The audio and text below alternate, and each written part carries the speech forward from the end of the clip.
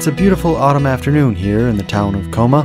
57 degrees and not a cloud in the sky as the soft, persistent crackle of the sheriff's gunnery range rolls over the hills. This is Coma News.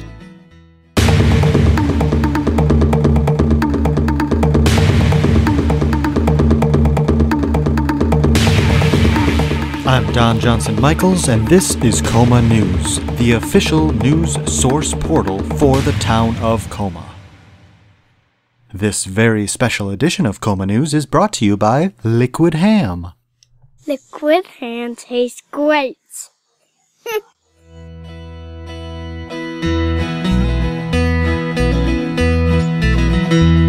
First up, a wave election has swept the Hugs party to power as most of the town forgets to vote. The balance of power on the Coma Town Council has shifted toward interpersonal contact as a new party, Organizing for Hugs, or OH, won representation for the first time on the town council. Jax Owen, the OH leader, unseated longtime councilman Bob Smith in a hotly contested race for the third seat on the town's governing body. Coma Mayor Dave Anderson, unaffiliated, and council member Natalie Peters, founder of the Party for People Too Poor to Party, were easily re-elected. "We touched a lot of people during the campaign, and pretty soon we're gonna touch this whole town," Owen said about his still vague legislative plans. Owen's suggestion of cooperation across party lines did not sit well with at least one fellow member of the town council. "He better keep his grubby hands to himself," Peters said.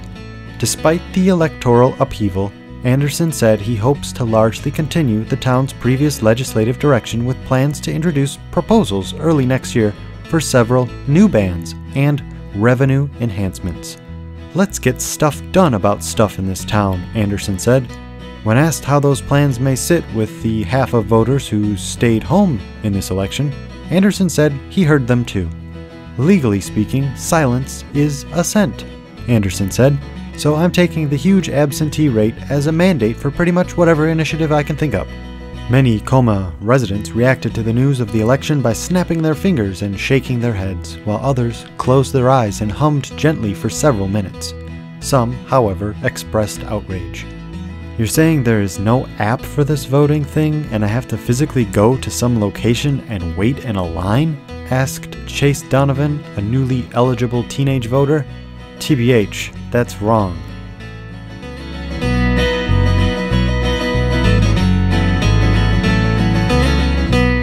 This week, Coma News launched a search for a weekend reporter.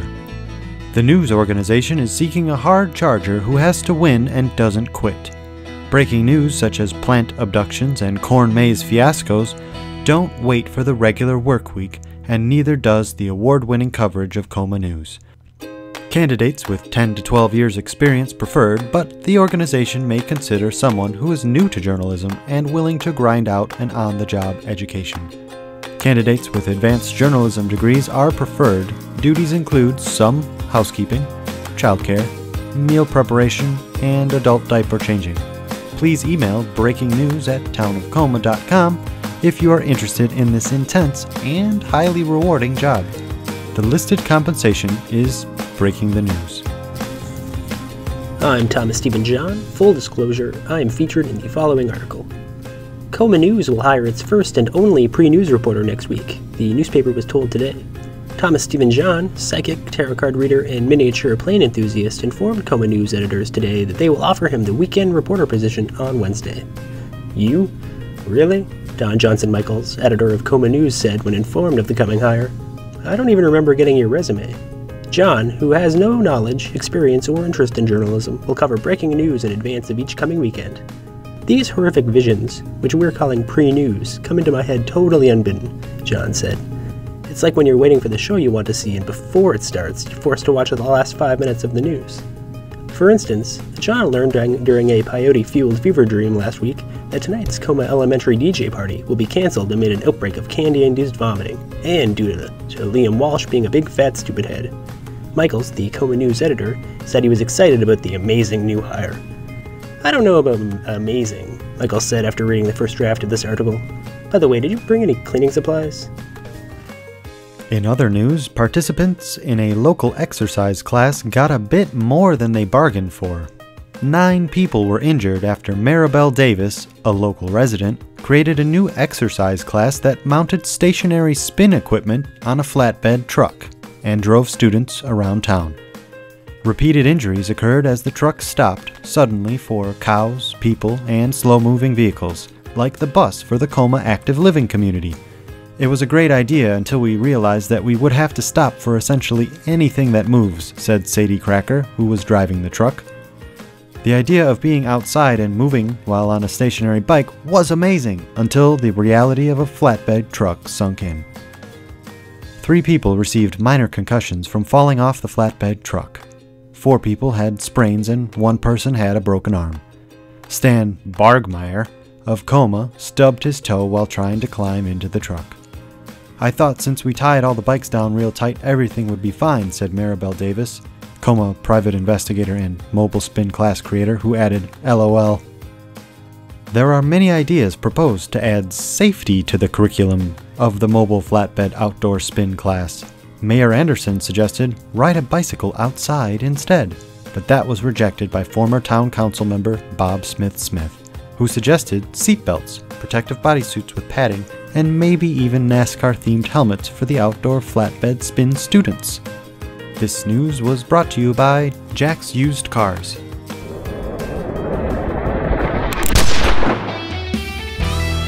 Mule season's here.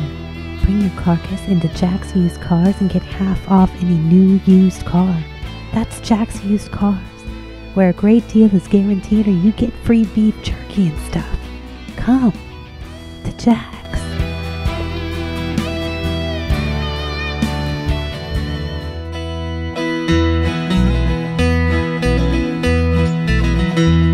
This week in sports, the winless 6 to 8-year-old Coma Condors football team will play hard in their final game this coming Saturday for both pride and bags of candy, according to their coach. "You gotta reach down deep and find the strength. Kyle, stop sucking your thumb," Jax Owen, one of the team coaches, said when addressing the team at Monday's practice. Owens said the team's winless record is embarrassing, and the other Pee Wee League coaches have been pretty mean to him about it. Sadie Cracker, Condor team mom, said she hopes that the promise of a bag of candy will help motivate players to at least keep from quitting before halftime. "We've tried stern speeches from their coaches, embarrassment from the scores, and basically pleading with these kids to play harder, but it's possible that candy has the best chance of getting through to the 6-year-olds, she said. Jimmy Cracker blamed the team's last loss against the undefeated Bealsville Barracudas on a bee. "It almost stunk me," he said. Now let's take a look at the classifieds. Selling my used microwave. It's pretty old, and technically it does not work anymore. However, if you are only trying to heat something up to room temperature, like frozen corn on the cob, just throw it in this microwave, and in a couple of hours, you'll be good to go. Would be a great portable room temperature microwave for camping trips. Hurry though, cause this is going to be a hot item. Not literally. Again, the microwave doesn't actually work. Contact Derek. I prefer cash. No personal checks. Would consider a trade. Make me an offer. That's coldmicrowave@hotmail.com.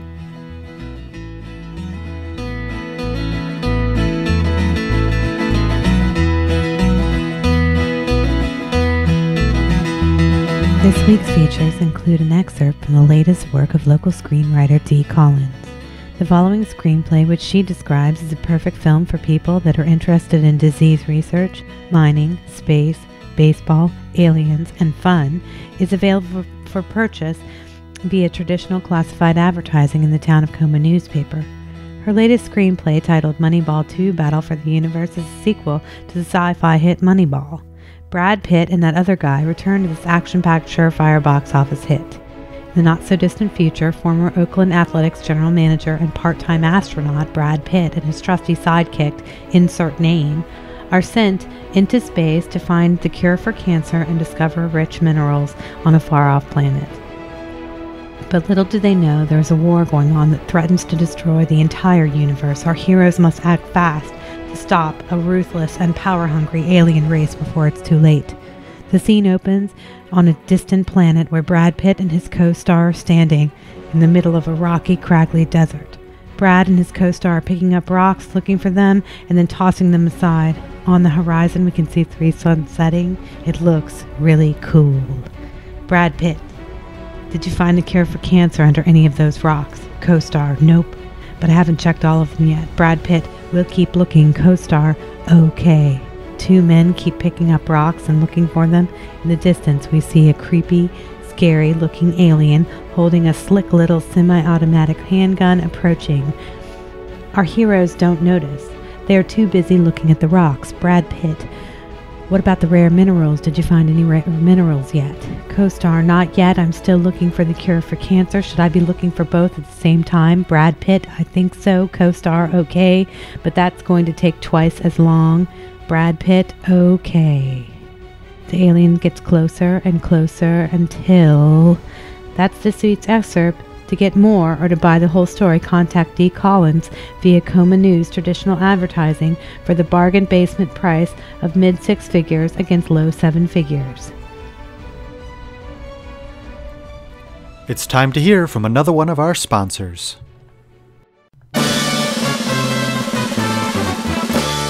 Children's favorite Uncle is now on every weekday at 4 and 4:30. It's Uncle Pepper's Secret Cellar, Coma's most popular children's TV show. Join Fangy. There are ways to beat a lie detector. Missed your hand. There's fucking adults always trying to with us. Vincent the Elder. Not the closet. The Governor. I think I just came down with diabetes. And of course, Uncle Pepper himself. Depending on the socks I'm wearing, I can hardly even feel the ankle monitor. Who'd like a picture? Who'd like a picture? Who'd like a picture with me? Uncle Pepper's Secret Cellar, weekdays on WKMMA, Coma's classic TV. I found something secret in Uncle Pepper's Secret Cellar.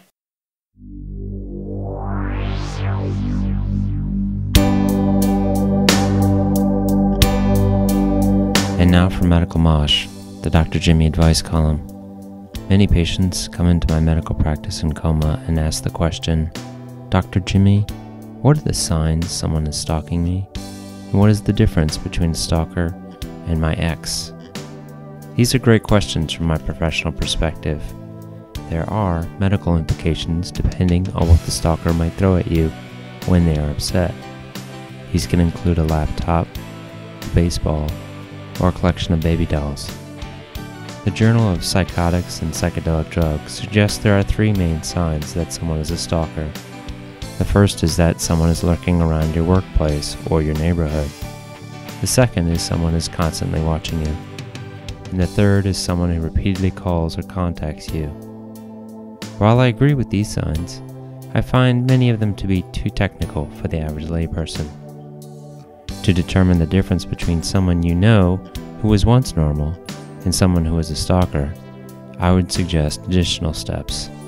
First, I like using the technical medical term stalker rather than crazy person, because crazy actually responds to medication. In this age of the internet anonymous insane person, how do you differentiate between a stalker and someone who might innocently follow you around every day, such as an artist, an actor, a mime, or an ex you recently divorced? This is not a reference to my ex-wife. Dee, please stop sending me texts, and please stop sending me those pictures. Here are a few questions to ask to help you differentiate between a stalker and an ex. Do you know the person who leaves you millions of voicemails, sends you thousands of texts, or sits in a car in the dark outside your house at all hours of the night? Do you know the person in the biblical sense? If you answer yes to all of these questions, this person is not a stalker. This person is your ex. When you walk down a dark alley next to McDougal's Irish Pub in Coma, and someone follows you in, is it the same person who followed you into the pub earlier and played songs on the jukebox that reminded them of times gone by, or your wedding where her brother played air guitar to a Poison song and then threw up on you? Do Do you know this person? If you answer yes to all of these questions, you do not have a stalker. You have an ex. And finally, did this person threaten any of your pets? Does she dress like your current girlfriend? Or come out of nowhere in the darkness to meet you in front of your house wearing a trench coat and a smile? If you answered yes to these questions, you do not have a stalker. You have an ex-wife who wants to be a screenwriter. I hope you have found this Q&A helpful. I know it has been well received by many, many, many of my patients. Thank you, and in good health.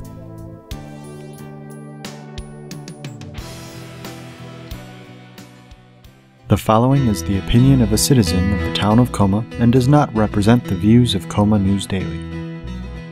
This week in opinion, we hear from a longtime Coma leader and recently defeated town council member Robert Smith. My time in elected office has come to an abrupt end, and I have had to unexpectedly open a new chapter in the Book of Bob. I briefly wondered what I would even call this new stage of my life. Well, today I have an answer. For so many years, our town's hardware, beer, and grocery stores have been filled with old people looking to communicate with anyone, while incidentally operating a cash register. Successful as this arrangement has been at fostering protracted conversations among senior citizens in checkout lines throughout this town's stores, something has been missing. Sure, you can find out why your fellow senior is purchasing more prunes than usual, or which sore appendage is acting up these days. But less and less is known about how our adolescent and young adult residents are faring. Our town seniors have almost limitless numbers of lessons and observations to share with our town's youth. But how can we hope to pin down youngsters long enough to share these insights? The answer, my friend, is blowing in the wind, which I'm gonna have to share with a millennial at your local grocery store. My establishment, Bob Smart, has decided to employ only young people at our checkout counters. No longer will a cashier at my grocery store talk with you about subjects you already know all about, like bunions or hair loss. Instead, cashiers at Bob Smart will give you real-time spoken updates of their Twitter status, #NotCool, detail their latest Tinder hookup, Snapchat your groceries, or discuss their online gamer rankings. And in exchange, you can impart the wisdom of your years, every last bit of which will be ignored by a millennial whose face stares at the iPhone screen, mindlessly updating social media about the kinds of socks they're wearing, how normcore they are, how their head hurts from drinking the dew while doing a headstand. All this while you wait to check out. So enjoy the new Bob Smart. I know I will. On this day in 1852, the Badger pipe was invented in Coma. Some of the earliest settlers in Coma lacked the appropriate resources and skills to make proper tobacco pipes. So, in 1852, Charles Seward seized a passing badger to use as the first badger pipe and provided a way for many to once again enjoy smoking tobacco. The badger pipe fell out of favor by 1857 due to the fact that most badgers are unwieldy and tenacious animals that don't like being used as pipes. Did you know that people who used badgers as pipes were 142,712 times more likely to wear an eye patch than people who use traditional pipes? And that's all from Coma. Be good, beware, be newsworthy, Coma.